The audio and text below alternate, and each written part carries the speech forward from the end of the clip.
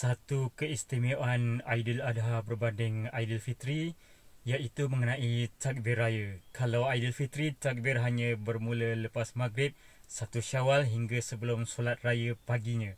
Tapi Aidiladha lebih banyak masa takbir diucapkan. Imam Al-Bukhari dalam kitabnya mengatakan Ibnu Umar dan Abu Hurairah bertakbir bila masuk ke pasar dalam 10 hari awal bulan Zulhijjah hingga orang ramai ikut bertakbir dalam pasar tu.